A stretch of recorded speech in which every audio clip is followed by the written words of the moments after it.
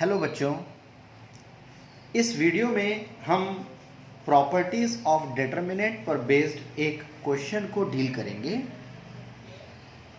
Question कहता है if A B C are positive and pth qth and rth term of a gp then show that। और हमें कहा गया prove करो दिस डिटरमिनेंट इक्वल्स टू 0। बच्चों, यहाँ पर जीपी मीन्स ज्योमेट्रिक प्रोग्रेशन। आपने क्लास 11th में ज्योमेट्रिक प्रोग्रेशन टॉपिक को पढ़ा होगा, जिसके अंदर आपने एक फॉर्मूला लर्न किया होगा nth term of geometric progression which is a n equals to a are to the power n minus 1, where capital A is the first term and capital R be the common ratio and n be the number of term। तो यहाँ पे आपको small a, small b और small c एक GP की pth, qth and rth term बोली गई है। अगर मैं अपने इस क्वेश्चन में बच्चों, मैं अपनी तरफ से अज्यूम कर लेता हूँ let capital A be the first term, let capital A be the first term and let capital R be the common ratio. Let capital R be the common ratio. तो according to question,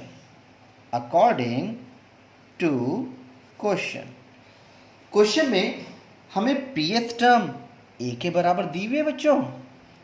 तो pth term का formula GP में क्या होगा? जो pth term है AP, pth term is this equals to a are to the power p minus 1। बच्चों, ये हमें स्मॉल a के बराबर क्वेश्चन में दी हुई है। What is the qth term? qth term हमें दी हुई है b के बराबर। The formula for qth term is beta A are to the power q minus 1, जो हमें दी हुई है b के बराबर। And in the similar manner rth term AR is A capital R to the power R minus 1, जो हमें C के बराबर दिया हुआ है। बच्चों, हमें कहीं ना कहीं इस क्वेश्चन में स्मॉल a, स्मॉल b और स्मॉल c की ये वैल्यूज यहाँ पर दी हुई हैं। तो मैं इन्हें स्मॉल a, स्मॉल b और स्मॉल c की पोजीशन पर रख देता हूँ। तो अगर मैं इन पोजीशन को इनकी जगह पर पुट करता हूँ, देन दिस डिटरमिनेंट बिकम्स, ये डिटरमिनेंट क्या बन जाएगा? ए की जगह पर हमें पुट करना है a are to the power p minus 1। B की जगह पर हमें पुट करना है a are to the power q minus 1। And बेटा सी की जगह पर हमें यहाँ पर पुट करना है a are to the power r minus 1। तो second column p q r और थर्ड कॉलम 1 1 1 एज टेस। बच्चों, आराम से देखिए, आप सभी ने लॉज ऑफ लॉगरिथम पढ़े होंगे, जिसके अंदर एक लॉ होता है log m into n। log m into n होता है log m plus log n। तो उस लॉ को मैं यहाँ पर अप्लाई करने जा रहा हूँ। तो अगर मैं फर्स्ट कॉलम के तीनों एलिमेंट्स में उस लॉ को अप्लाई करता हूँ तो क्या बन जाएगा, ये देखिएगा। तो log a into r to the power p minus 1 becomes log a plus log r to the power p minus 1। हाँ जी बेटा, कॉलम फर्स्ट का सेकेंड एलिमेंट क्या बनेगा? log a plus log r to the power q minus 1। और तीसरा वाला element बच्चों क्या बनेगा फर्स्ट कॉलम का? That is log a plus log r to the power r minus 1। बच्चों, second column p q r और third column 1 1 1 as it is.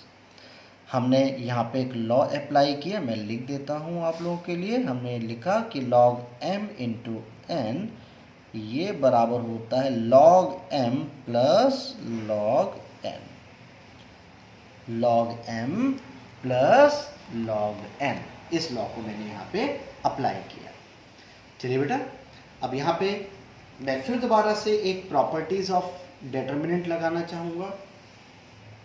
हम जानते हैं डिटर्मिनेंट की प्रॉपर्टी होती है कि अगर रो या कॉलम के एलिमेंट्स एडिशन या सब्ट्रैक्शन में गिवन हो तो आप उन्हें दो डिफरेंट डिटर्मिनेंट में ब्रेक करके लिख सकते हैं।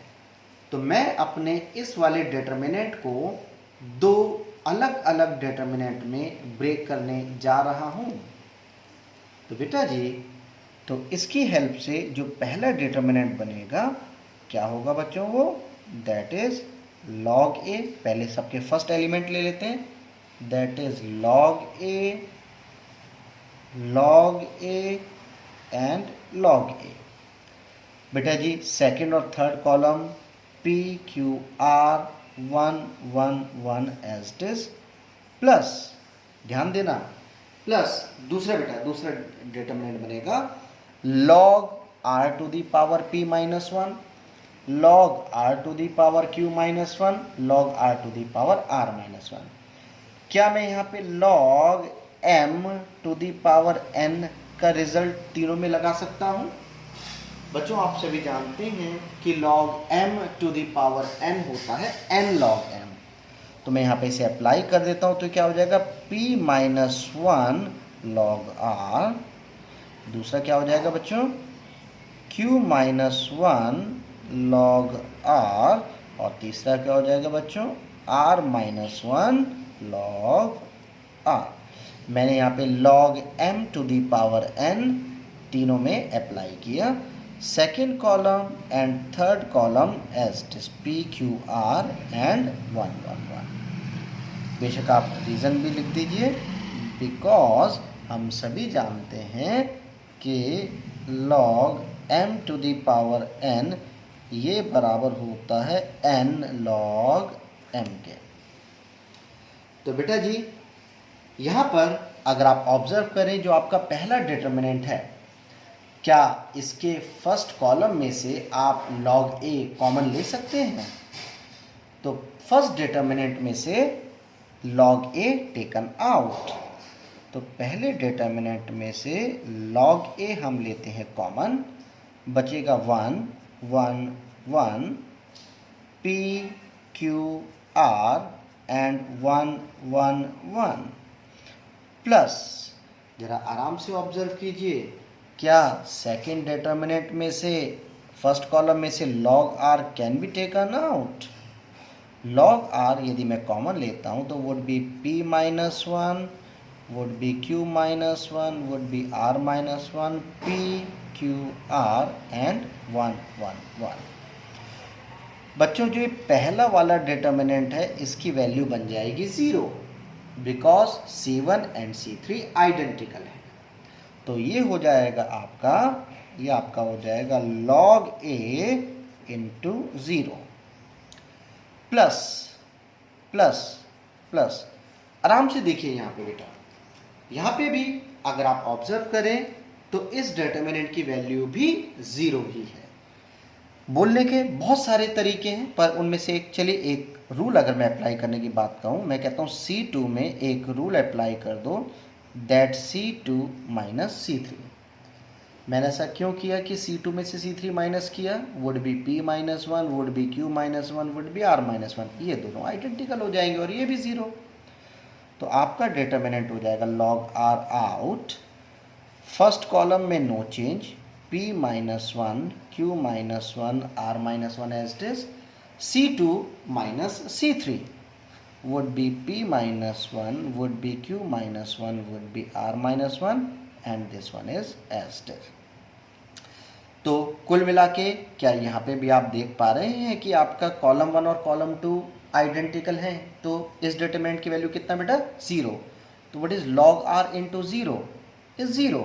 तो 0 into log A is 0, 0 into log A is 0 plus log R into 0 is 0, the final answer is 0। Reason भी आप लिख सकते हैं, बिकॉज हमें पता है, हमने एक रूल पढ़ा है क्या, if 2 rows or columns of a determinant are identical, comma, value of determinant always equals to 0. Value of determinant always equals to 0। तो आंसर 0 आया बच्चों। यही तो हमें प्रूव करना था, इक्वल टू RHS, यही हमें प्रूव करना था। तो लिख दीजिए बच्चों हैज़ प्रूफ। सो ये आपका डिटर्मिनेंट का एक क्वेश्चन है बच्चों, जो बोर्ड में पूछा जा चुका है। अगर आपको कोई कन्फ्यूज़न हो, कोई बात मेरे साथ शेयर करना चाहें, फील फ्री टू आस्क। अपने कोई भी विचार हो, अपनी कोई राय हो, उसे कमेंट बॉक्स में ज़रूर बताइएगा। Thank you very much. God bless you all.